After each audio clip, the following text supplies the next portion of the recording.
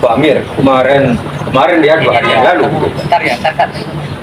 ada reshuffle katanya Pak Amir. Tapi rakyat agak bingung Pak mau komentar ini. Mungkin karena ya pendapat orang berbeda Pak Amir ya. Nah, saya ingin tahu kira-kira menurut Pak Amir bagaimana nih Pak? Saya lihat, saya mungkin salah satu Prabowo sendiri barangkali yang kemarin masyarakat menganggap seperti reshuffle kabinet. Ya, Tapi bagi orang dekat Pak Prabowo sendiri kelihatan kemarin itu belum reshuffle. oh gitu ya. Hanya ada kebiasaan administratif. Karena ternyata kan dari menteri kan cuma 2 orang kan. Ya. Luar menteri itu kan kita nggak bisa mengalami reshuffle kan. Hanya pergantian seperti dari Bung Abdurrahman, Ya. dari penasihat presiden menjadi KSP, ya. Itu kan sebenarnya hanya proses administrasi aja. Pergeseran aja ya. Semua mereka itu kan sebenarnya bagian yang nempel pada presiden kan. Ya. Lalu artinya gonta ganti mereka itu sama sekali tidak menyentuh masyarakat, tapi lebih pada eksistensi presiden dalam melaksanakan fungsi-fungsi kepresidenan. Tapi saya yakin bahwa Pak Prabowo akan sampai pada satu titik tertentu untuk melakukan reshuffle secara komprehensif. Kemarin sudah saya jelaskan juga kepada wartawan yang menanyakan saya tentang proses kemarin. Dan saya kira alam juga memberi sinyal. Saya bukan mau membenarkan atau merasa gembira dengan musibah yang tadi malam terjadi di Provinsi Timur. Tapi dari musibah itu dengan Pak Prabowo di sana menyampaikan beberapa narasi. Kemudian juga pembantu-pembantu sekalinya seperti Bapak Dasko, Rafi Ahmad, dan sekalian turun untuk beberapa itu kan bersama-sama dengan tapi ini adalah orang ini menunjukkan bahwa beliau bisa menangkap pesan alam. Salah satu narasi yang disampaikan oleh Pak Prabowo di setelah tengah masyarakat yang terkena musibah, relokasi musibah itu adalah mau dibangun flyover, ya kan? Mungkin dari tabrakan ada flyover sehingga untuk buka pintu kerjanya itu tidak begitu menghalang bagi mobil yang akan lewat. Ini mengindikasikan bahwa untuk memperbaiki sistem lama yang bobrok perlu dibangun sistem baru gitu kan. Jadi saya kira barangkali bisa memberi jelas kepada Pak Prabowo bahwa kabinet yang beliau pakai sekarang ini, yang ada di sekitar beliau sekarang ini adalah sisa-sisa dari hari kemarin yang sangat bobrok, yang bukannya bisa memperbaiki situasi, bukannya bisa memperbaiki kondisi, tapi jadi lebih buruk gitu kan. Walaupun di sela-sela itu ada perkembangan baru pada aspek pertahanan negara, pada aspek kedaulatan negara, misalnya seperti pembentukan 150 triliun militer gitu kan, yang tentunya kan ke depan kan akan memberi dampak yang besar juga. Dampaknya antara lain kan pasti akan ada tanah-tanah rakyat yang mereka beli untuk membangun markas-markas militer, karena 180 batalion itu kan pasti memerlukan lokasi kan di tempat markas mereka dengan 150 ya. Nah, jadi saya melihat bahwa barangkali Pak Prabowo punya strategi yang membagi waktu. Seperti misalnya kan pernah kita dengar disampaikan juga oleh Ibu Koni bahwa Pak Prabowo ini hanya akan memerintah 2 tahun. Dan yang berkembang begitu. Kalau ini Ibu Koni itu benar kan berarti Pak Prabowo akan berakhir Oktober, ya kan? Nah, tapi untuk membuktikan bahwa isu itu tidak benar, maka antara September Oktober itu analisa saya, Pak Prabowo akan melakukan sesuatu yang betul-betul berarti untuk menjawab tantangan itu. Salah satunya adalah semoga dampak dari kecelakaan itu Allah memberi peringatan kepada Pak Prabowo bahwa kalau Anda mau memperbaiki sistem lama yang bobrok, maka Anda harus membangun sistem baru. Jadi saya kira barangkali harapan kita semua bahwa reshuffle kabinet secara global, secara komprehensif itu supaya bisa mendukung kebijakan-kebijakan yang ada sekarang ini adalah dengan melakukan reshuffle secara komprehensif. Dan kadang-kadang seperti saya katakan bahwa salah satu target yang harus dijawab oleh Pak Prabowo dalam melakukan reshuffle tadi adalah bahwa bentuk kabinet paling tidak pada bulan Oktober tahun 2026 ini adalah kabinet yang bersih dari rezim Jokowi. Kedua, ada juga masalah yang selama ini membebani praktek penyelenggaraan pemerintahan dan ketatanegaraan kita. Beban yang paling berat itu kan ada pada Jokowi dan Gibran. Nah, ini berkaitan dengan reshuffle ini juga harus menjadi perhatian. Nah, sekarang ini kan hari ini juga beredar di media massa, ada toko yang menganalisa bahwa kelompok masyarakat terbagi atas tiga kelompok. Ada kelompok yang mau menaikkan Gibran, menurunkan Prabowo, gitu. Ada kelompok yang mau memasukkan dua-duanya. Ada kelompok yang mau memajukan Gibran dan tetap mempertahankan Prabowo, gitu.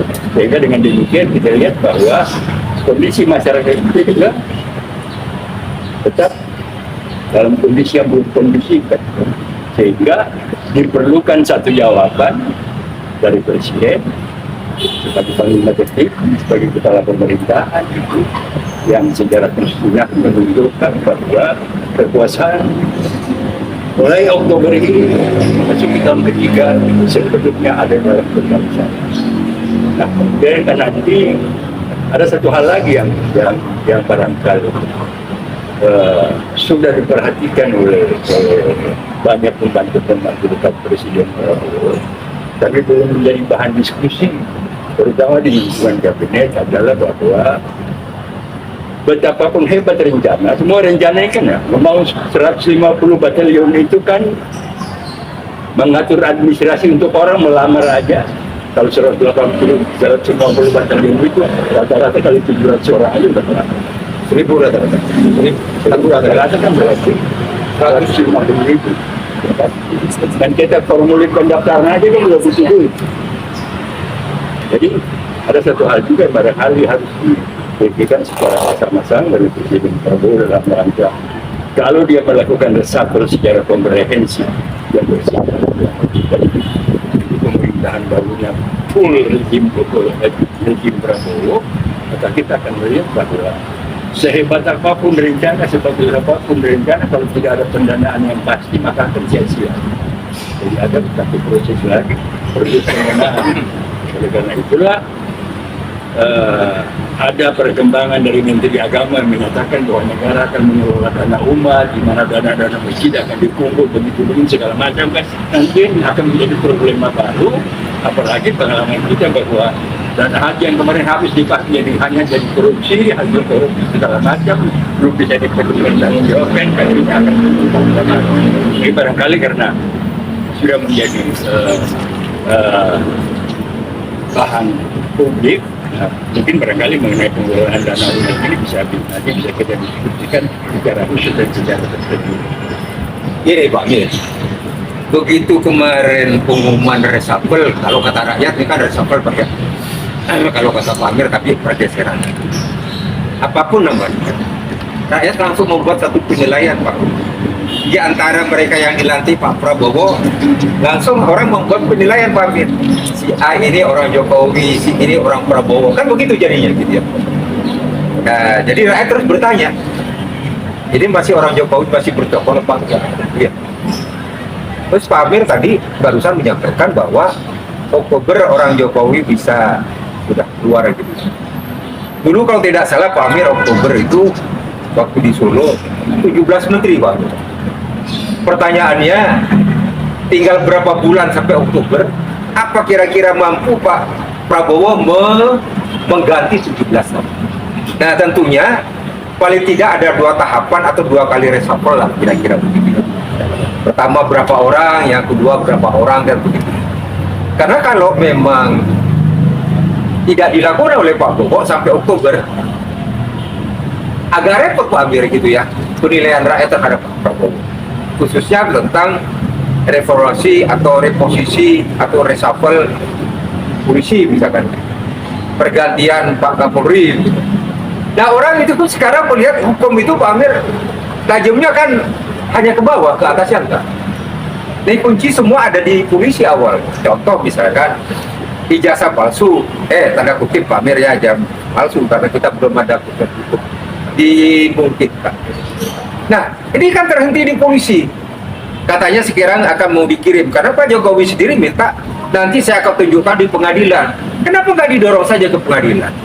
Nah, jadi pertanyaan saya kira-kira menurut Pak Amir, apakah dalam waktu sekarang sampai Oktober ini akan terjadi pergantian orang Jokowi 17 ini nggak kira-kira Pak Amir? Saya begini dulu, pertama-tama yang harus kita analisa adalah kira-kira bentuk kabinet yang baik itu bagaimana? Ya artinya lepas daripada orang Jokowi. Jangan kita bicara orang dulu. Ya. Nah, kalau kita lihat kabinet sekarang ini kan hampir 100. Ya. Ya kan? Padahal sebenarnya mestinya sebagai seorang militer kita barangkali ada juga paham kan, bahwa sikap militer itu adalah bagaimana membangun organisasi yang ramping tapi kayak fungsi efektif, ya kan? Lebih efektif kan? Ya. Tapi sekarang kan organisasi kita berat malah fungsi-fungsinya menyebar. Contoh di era Jokowi aja dan di era SBY, kehutanan dan lingkungan hidup kan satu kementerian. Sekarang dipilih jadi 2. Nah, sehingga persoalannya adalah andai kata dia memilih kabinet yang bengkak, tapi misalnya lah katakan seperti era Orde Lama dikatakan kabinet menteri yang diatur oleh Bung Karno, yang hanya konflik ke sana konflik kemari, hari ini begini, hari itu begitu gitu kan, sampai sistem presidensial tapi ada Rotterdam gitu kan. Hanya kacau oleh pemerintahan kita juga. Sama dengan sekarang Pak Amir, ada wakil menteri sekarang. Karena itu kan. Ya. Nah, padahal di mana-mana kan baik wakil menteri, wakil gubernur, wakil bupati segala macam kalau menurut komisi undang-undang kan mereka tidak punya wewenang apa-apa. Ya, iya kan? Yang menguasai di kementerian dirjen Pak. Iya, semuanya operasional dirjen itu kan. Realisasi uang dirjen, realisasi program dirjen, realisasi anggaran dirjen, apa namanya pengguna anggaran dirjen, pejabat pembantu pengguna anggaran. Dia pejabat karier memang. Karier kan, Dan lebih mengetahui lah sementara menteri hanya jabatan politik, wakil menteri kan hanya forma inverba aja kan, jadi tidak punya kewenangan apa. ya politis juga sama. Iya, politis aja tapi, Ya. tapi tidak punya bobot. Ya. Politis tapi tanpa portofolio. Ya. Nah, satu. Kalau kabinetnya masih seperti sekarang, dari 100 orang yang repot. Yang saya kira kan tentukan dalam pembentuk kabinet itu kan, apalagi mencari orang yang betul-betul nanti bukan orang Jokowi, tapi loyalitas dia tidak ganda. Ya kan, Anda kan dia ngambil orang dari partai. Sebagai menteri dia loyal kepada presiden. Tapi sebagai orang partai kan dia tunduk juga kepada, ya kan? Jadi dua kaki kan. Ini kendala-kendala juga yang terjadi pada kepala daerah, gitu kan? Kepala daerah kan kebanyakan juga oleh partai politik kan diputus oleh DPP partai politiknya. Jadi kalau DPRD bupati atau gubernur itu dikritik sama DPRD, tapi kalau Mas Tetap dipertahankan sama partai politiknya di tingkat pusat nggak bisa diapa-apain gitu kan. Daerah nggak punya nah, satu. Kalau itu maka proses menjadi susah. Nah, karena kita harus ingat bahwa kalau kita mengangkat orang karena kepentingan tertentu, nanti kan akan terjadi kebijakan balas budi. Hanya bukan untuk kepentingan rakyat. Nah, karena dia yang mengangkat saya, dialah yang saya kasih. Karena dia yang dukung saya, dialah yang saya kasih. Nah, itulah yang kita lihat, terlepas dari segala-galanya orang yang mau bilang apa, tapi kehebatan Pak Harto dalam menilai orang menjadi menteri. Ada segini barangkali pada saat itu masih aktif, masih ada tahu presiden. Sangkalah betul oleh Pak Harto. Karena dipakai jam-jam ke rumahnya, nggak ada komunikasi, kita nggak tahu tiba-tiba si Ali Tapi ketika itu diumumkan, orang nggak bisa bantah karena kapasitas, kompetensi, profesionalitas yang bersangkutan itu memang mendunia gitu kan. Jadi saya potong Pak Amir nih. Kalau dulu zaman Pak Harto yang saya tahu karena saya udah masih di Desa. Untuk seseorang jadi menteri itu Pak Amir, biodata itu lengkap Pak Amir. Saya kasih contoh saja, senior saya. Nah, Dengan kerajaan sektor Golkar, Sarawano Kesempatan. ya, Itu kan menurut dia tidak sendiri sama kami kan. Karena saya juga aktivis Golkar waktu itu. Udah dipantau oleh Pak Harto, dia mahasiswa ITB. Ya kan? Bukan karena baru kemarin muji-muji Pak Prabowo langsung jadi asisten itu enggak gitu. dipantau dari awal. Ya, gitu. masih mahasiswa kita, belum nilai insiden gitu kan. Cuma karena hubungannya kami senioritas dan junior di Golkar itu begitu akrab karena kita melalui pendidikan di, Anda kan tahu tidak? Ya, Karena mungkin juga di level tertentu juga Anda mengajar kan, walaupun tidak diumumkan bahwa Anda adalah perwira intel kan. ya, betul. Ya kan? Betul. Termasuk merekrutkan ini untuk dulu di Golkar kan Anda pun terlibat juga kan. Ya. Nah, Jadi makanya tahu Pak Amir. Jadi Jadi, itu, nah. seseorang tuh jadi pejabat itu. Nah, makanya saya waduh, biodata itu. andai kata dipertahankan model kabinet seperti sekarang, Anda sebaiknya mencari 100 orang atau menjadi 90 orang menjadi menteri itu.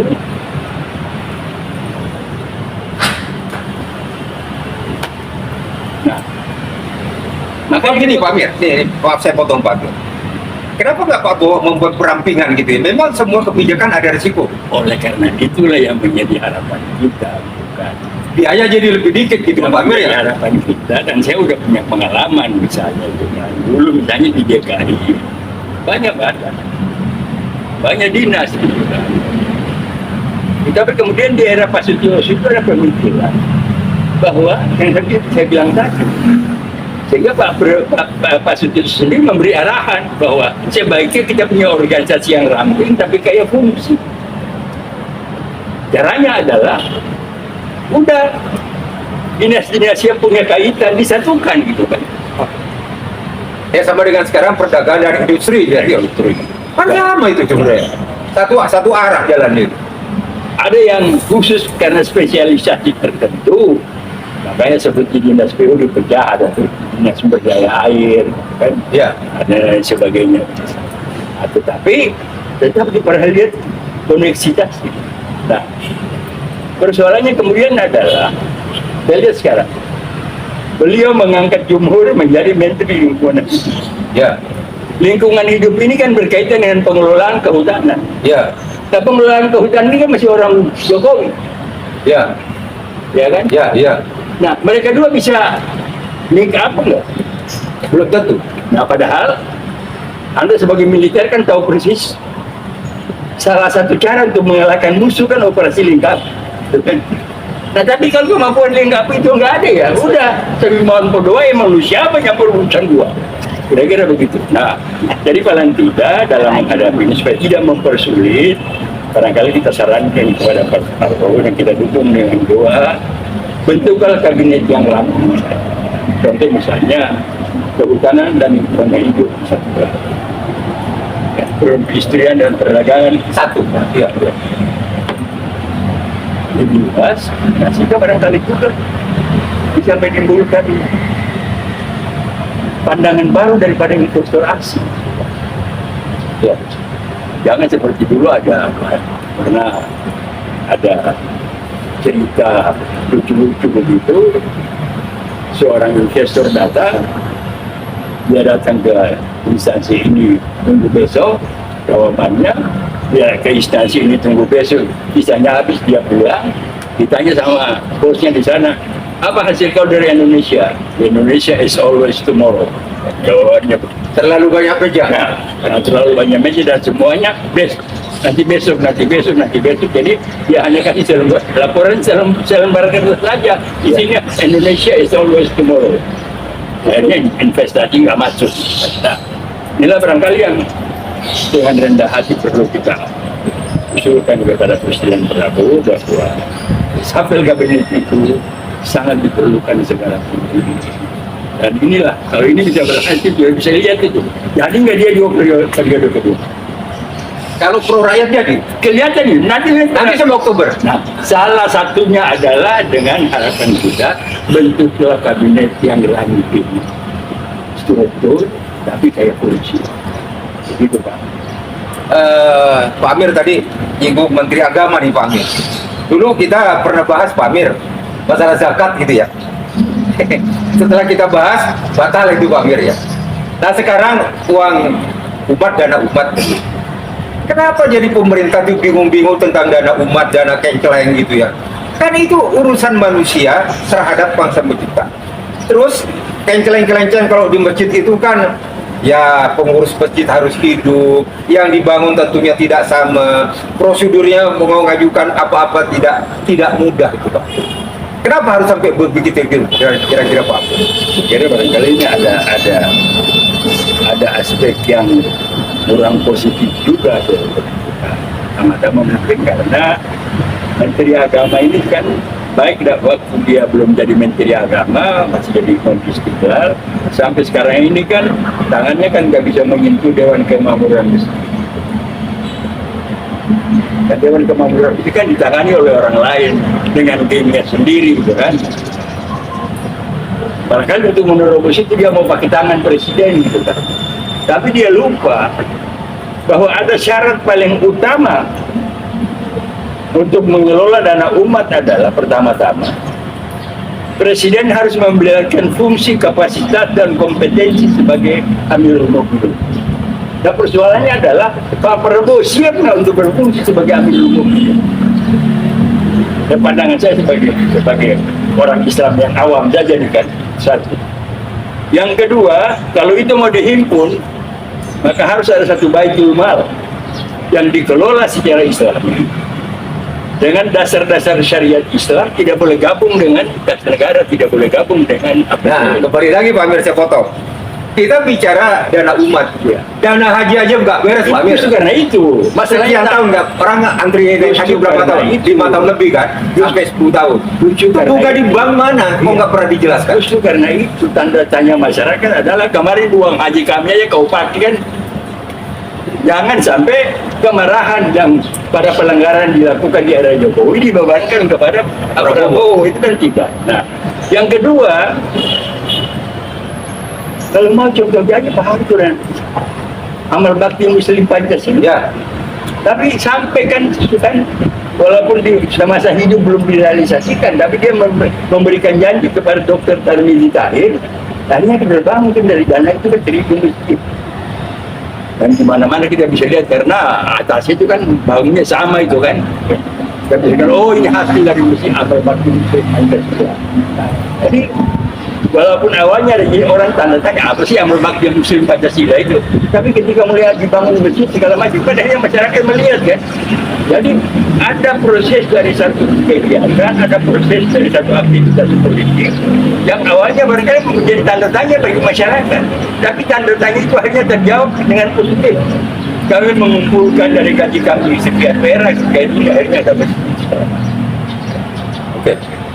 Pak Amir yang lagi jadi topik Pak tentang hubungan atau bukan hubungan ya, perang antara Iran dan Amerika Pak Amir, yang merembet kemana-mana, akhirnya merembet ke Indonesia. Ada satu kebijakan yang kemarin Indonesia ikut BOP, ada lagi Indonesia masuk di dalam ART perdagangan itu dengan Trump. Terakhir ada overflight, jadi Amerika pesawatnya terbang di wilayah Indonesia kan gitu ya. Terus ada Amerika sekarang katanya ikut patroli Selat Malaka, padahal posisi Amerika di mana gitu ya. Selat Malaka kan hanya 3 negara, Indonesia, Malaysia, Singapura. Itulah yang berhak mengelola itu gitu kan. Ada sepakat bahwa tidak boleh ada pungutan dan bebas siapapun boleh lewat ya.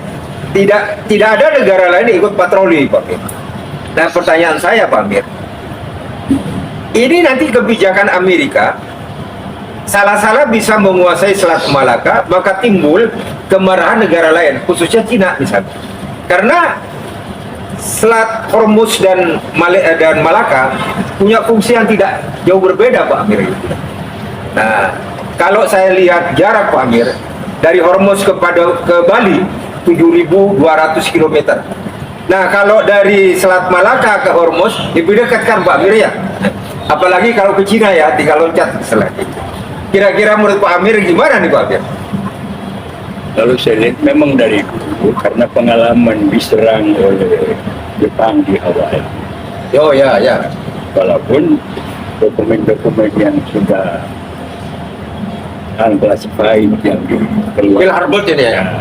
yang dikeluarkan oleh CIA sendiri bahwa sebenarnya Jepang bisa menyerang Pearl Harbor, Hawaii, sebenarnya juga informasinya dari Amerika sendiri.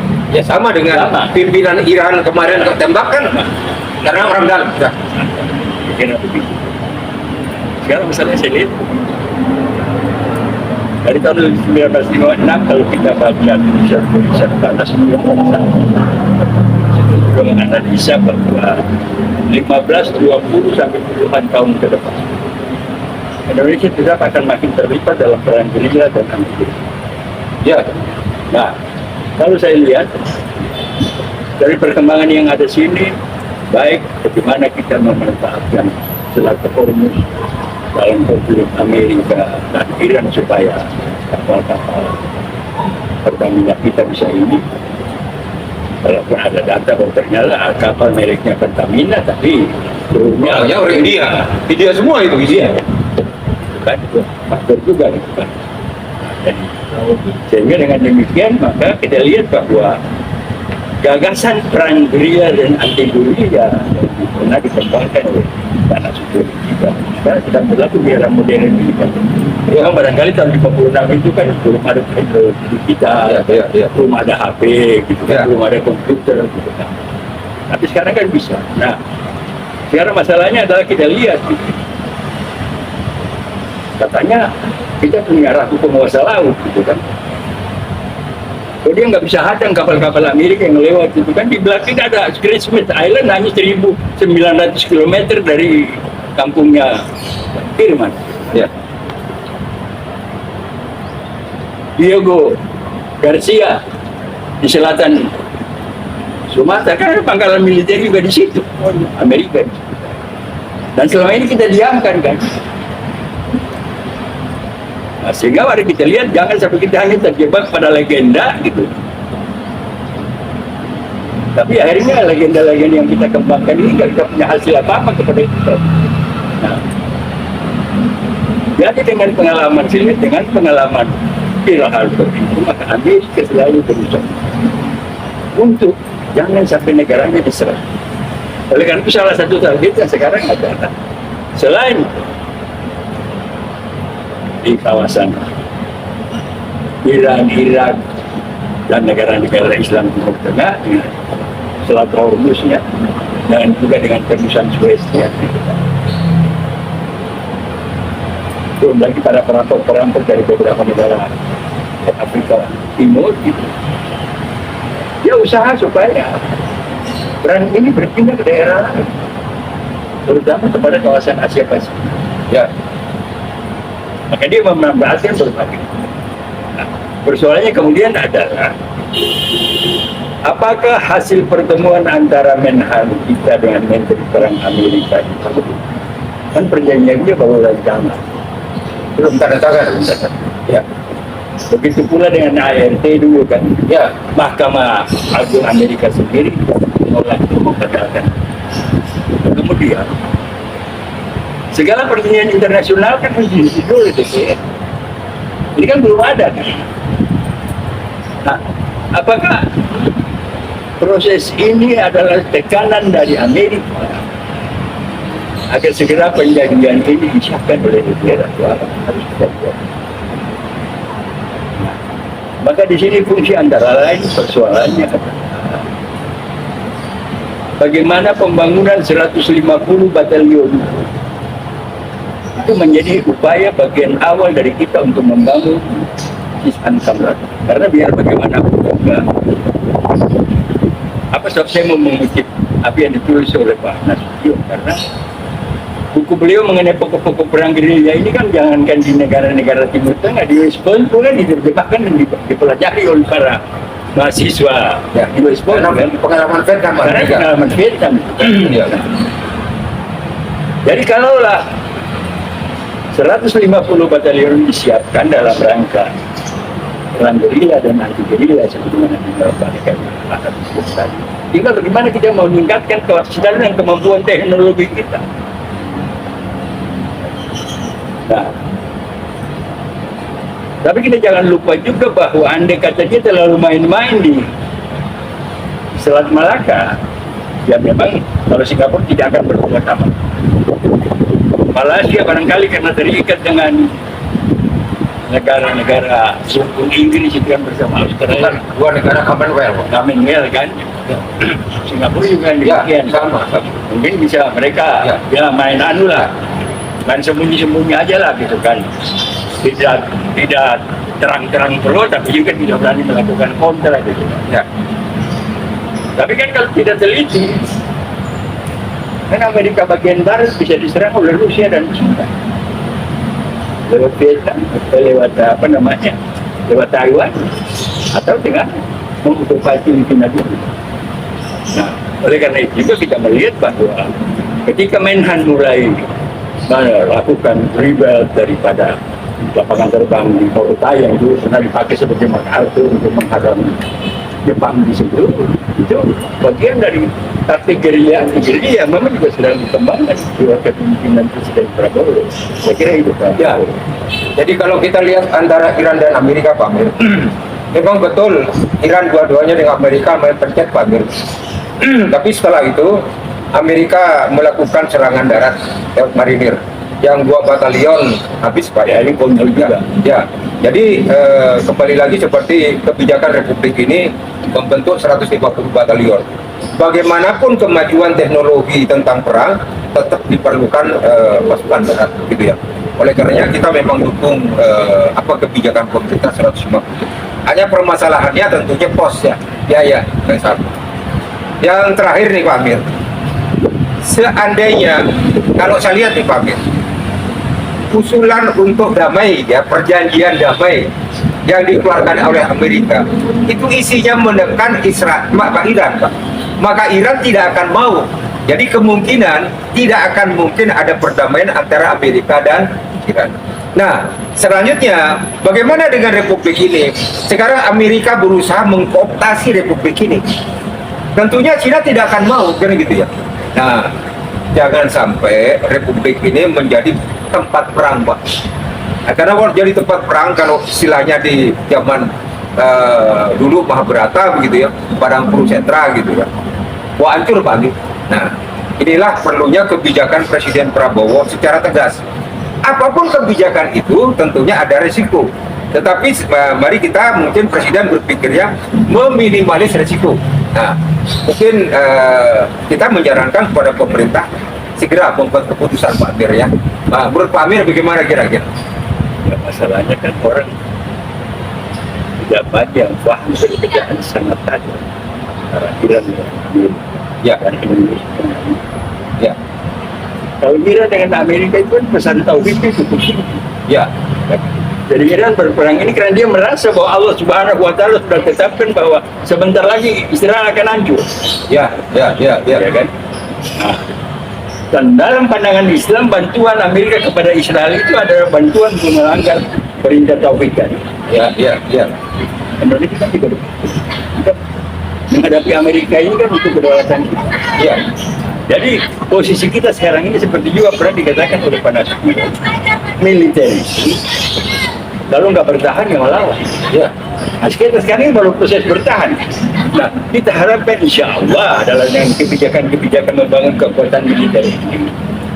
Militer-militer yang akan dibentuk juga kita didik nanti bagaimana melihat rakyat sebagai partisannya, sehingga terjadi apa yang selama ini kita kenal sebagai partisan, di mana rakyat adalah air, militer adalah ikan tidak mungkin hidup tanpa air.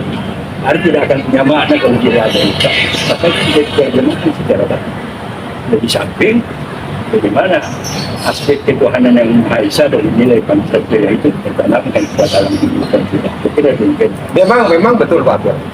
itu masalah Iran dengan Amerika, karena dianggap Amerika membela Israel ya. Tidak, tidak. Tetapi untuk Republik ini dengan pernyataan daripada Rusia, Cina maupun Korea untuk membantu Iran mati-matian melawan Amerika. Nah, ini sekarang kan kapal laut Amerika lalu lalang Selat Malaka, terus overflight pesawatnya kan dekat itu. Nah, yang kita khawatir nanti terjadinya gesekan antara kepentingan Amerika di Indonesia dan kepentingan Cina di Indonesia, karena sudah menteri pejabat dari Cina sudah memberikan warning terhadap Republik ini. Jadi ya kita meminta presiden ini membuat satu keputusan, janganlah sampai negeri kita menjadi barang sejahtera. Karena negara-negara besar itu, kata Pak Amir tadi, itu benar, tidak akan mau negaranya menjadi tempat perang. Nah kita jangan sampai seperti itu, Pak Amir. Ya kira-kira. Menurut Pak Amir mungkin ada pendapat lain, Pak Amir. Ya, saya kira begitu ya, sedang dibangun itu. Cuma yang kita lihat adalah kadang-kadang kan karena narasi tentang pembangunan 150 batalion TNI kita kembangkan secara tajam dan masif, sehingga kadang-kadang civil society menganggap itu sebagai takut. Mungkin pemerintah kurang memberikan penjelasan ya. Karena itu bahwa walaupun ini dibangun, tetap tadi ya, karena saya memanai itu dari teori-teori yang dikembangkan oleh para senior bahwa proses kita ke depan berapapun modern, tapi tentara kita harus berhadapan dalam kondisi gerilya anti gerilya dan masyarakat sebagai partisan. Mungkin tokoh sipil Pak Amir kurang mendalami tentang kemiliteran, Pak. Untuk menjadi suatu negara besar, tentunya harus ada kekuatan militer yang besar ya, Pak Amir. Mulai zaman dulu sampai sekarang kan begitu ya. Nah mungkin Indonesia dalam rangka mempertahankan NKRI ini wilayah Sabang Merauke tentunya diperlukan pasukan yang besar ya. Itu perlu sosialisasi Pak Amir. Barangkali juga yang menjadi harapan saya adalah bagaimana Pak Prabowo sebagai presiden parlemen tertinggi bisa melakukan rekrutmen kader sehingga mendapatkan orang yang kapasitas dan kompetensinya sama dengan Profesor Salim Said ketika masih hidup. Kalau kita punya 5 atau 6 orang seperti Salim Said, saya kira alhamdulillah perbedaan antara militarisme dengan civil society itu tidak akan berkembang, tidak menjadi sesuatu yang merusak praktek kebangsaan kita, dan dia akan saling berkelindan untuk kepentingan bangsa dan negara ini. Oke Pak Amir, nih siang ini kita mungkin sampai sini dulu Pak Amir, karena masih banyak hal-hal yang harus kita bahas ke depan. Beberapa lagi mendatang kita perlu ngobrol Pak Amir, baik itu tentang reshuffle kabinet, baik tentang hubungan Indonesia, Amerika, Indonesia, Cina, dan Rusia. Jangan sampai terjadi perang di wilayah kita dan sebagainya. Ini perlu pembahasan secara mendalam Pak Amir. Saya rasa terima kasih Pak Amir. Wassalamualaikum. Waalaikumsalam warahmatullahi wabarakatuh.